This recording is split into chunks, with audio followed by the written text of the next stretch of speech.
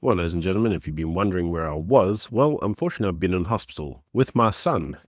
And to the surgeon in Greenacres, can I extend my thanks? Thank you for fixing my son's hand. So on to the main news stories of today. And to be honest, there's only really a few news stories worth considering. Unfortunately, a lot of those news stories have to be condensed into each other and kind of unpacked. Now, the first one is the most important story because it is ultimately the news story that will sink the ANC. And it's obviously the news story of Lieutenant General Mkhwanazi. Now, this is the KZN Police Commissioner who gave a dramatic public briefing alleging that a powerful criminal syndicate had infiltrated law enforcement, intelligence, and state agencies. Now, he asserted that the police minister, Senzo, had interfered in investigations, colluded with businessmen, and pushed to disband the political killing task force team in KZN. Now, in response to that, President Cyril Ramaphosa put Senzo on special leave and established a judicial commission of inquiry, chaired by a former constitutional court justice, to look into capture of police and claims of interference, syndicates, and intimidation. So that's how we got to where we are. Now, it's that commission that's starting to produce all these really wild, and I mean wild, allegations. Now, from the moment that this commission of inquiry started its work, everything became really fierce, everything became really personal, and we saw numerous power struggles explode, especially at high-level policing.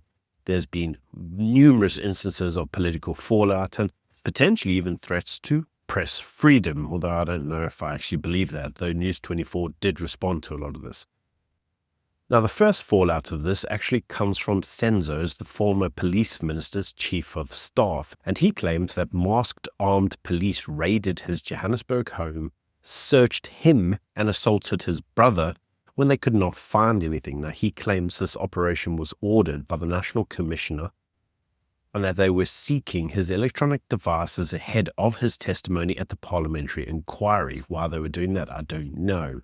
Now, he warns that if anything happens to him, the responsibility will lie with the commissioner. So he's kind of preempting. He's saying he might get bumped off before he actually gets to testify. Now, Cedric says that the timing is no coincidence. He says that devices may contain evidence that he plans to submit to the commission. Now, he calls the raids part of a broader intimidation campaign orchestrated by Mkhwanazi's senior police brass. Now, he also defends himself a little bit further by claiming that he was a former IPID investigator. He says that he knows how these operations can be manipulated and accuses law enforcement of planting incriminating evidence in other contexts. So basically, he's starting to smear Mkhwanazi and the allegations that he's made, suggesting that the guy's not credible. Now, Cedric insists that neither he nor Senzo have anything to hide. He says that he remains ready to testify. He simultaneously uses the Jacob Zuma defense by saying that he no longer trusts anybody else to act impartially. And he says that he's considering opening cases of assault and kidnapping against all those involved in the raid of his home. Now, the next raid that occurred was actually with the suspended Deputy National Commissioner, and that's Sibuya. Now, Sibuya's house in Centurion was raided by heavily armed officers. His laptop, cell phones, and other devices were seized.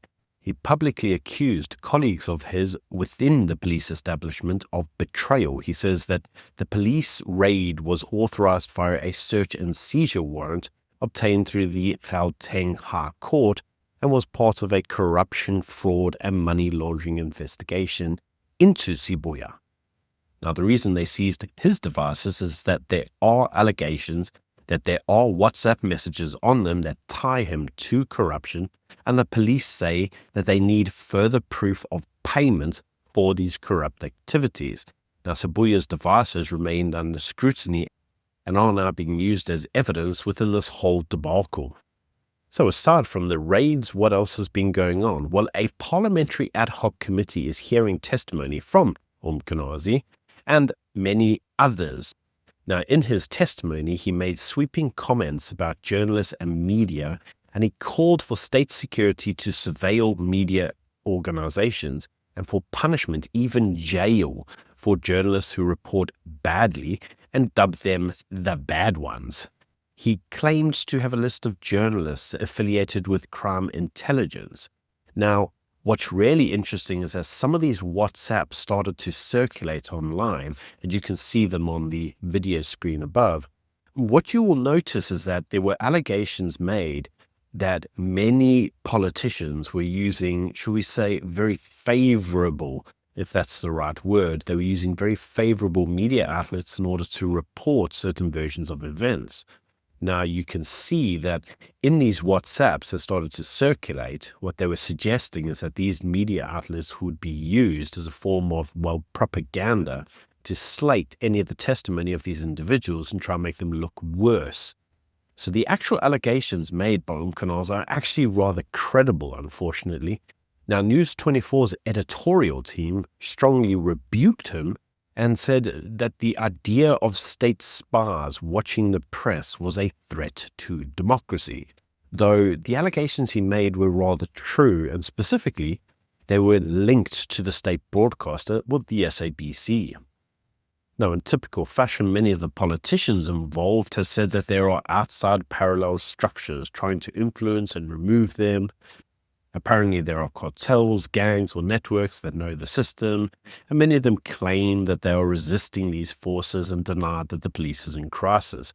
So whenever the politicians are tackled on whether or not there is any of this, corruption, they all seem to say, no, it's, those outside systems. Now, this is the ANC's playbook and has been the ANC's playbook since forever.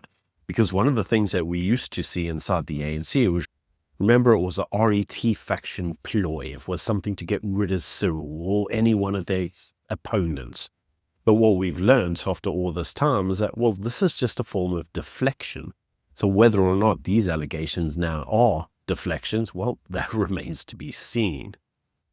Now, moving on to the next news stories, and this was the news stories around the SIU operation. Now, for those of you who don't know what that is, that's obviously the Tembisa Hospital corruption, which was linked to around 2 billion rands worth of looted funds. Now, investigators have now seized a property, including Lamborghinis and art, in connection to, theft of funds from Tembisa, amounting to 820 million rand. A separate probe revealed that there were ANC connections, if you want to call it that, involving a 1 billion rand health tender, and demonstrating how business officials and contracts intermingle in these corruption networks. And this has all been provided as evidence of how the ANC has captured certain organizations in order to, self-enrich. Now, all of this is coming out in the SIU's report itself. Now, in a separate story, you will remember the Russian flight that came to South Africa on the sanctioned plane and then left. Now, this was the plane that had left from Russia, gone to Iran, and then come to South Africa. Apparently, it was a sanctioned plane and then left. I covered the story a couple times last week.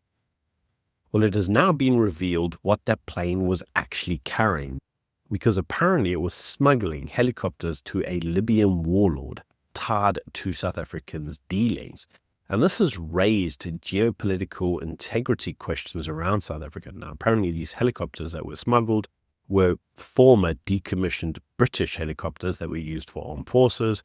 They were now used for commercial purposes, I suppose, and apparently they've now been sold to Libyan rebels, who will no doubt convert them back to warplanes and then use them for, their war in Libya, I suppose.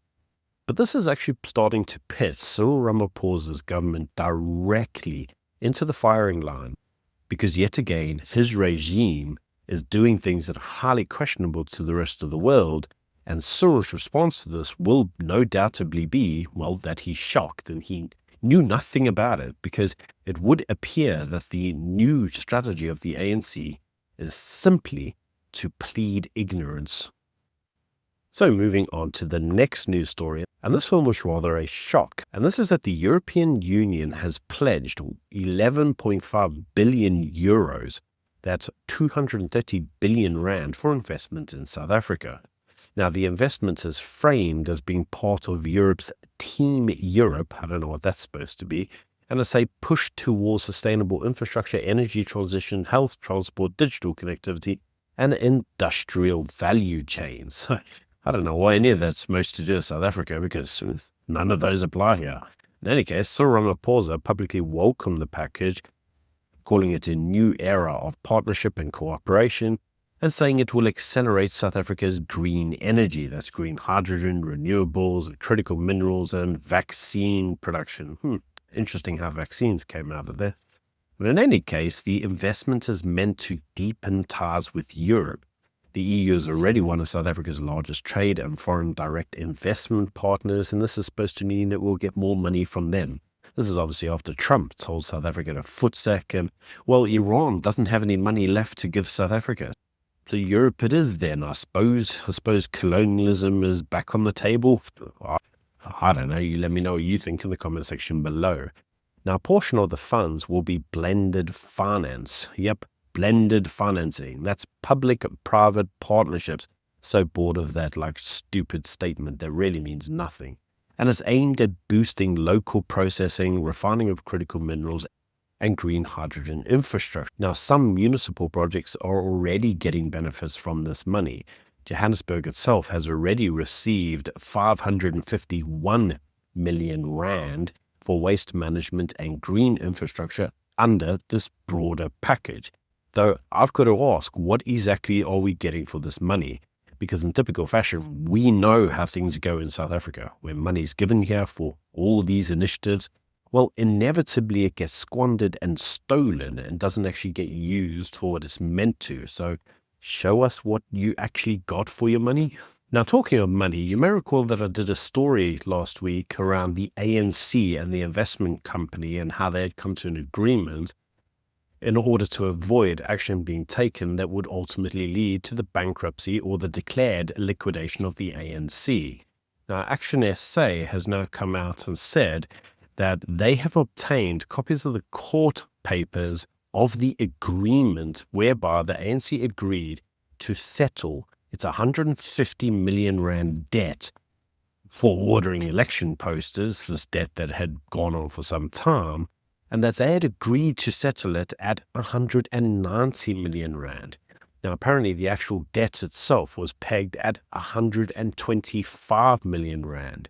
So then the question was, well, what was the excess funds for? Well, according to Action SA, what effectively the ANC had done is said that they would settle the inflated bill and that they would then get a kickback, a kind of donation, and that this would then be paid back to the ANC, and the ANC would then be able to use it in order to settle their debts, I suppose.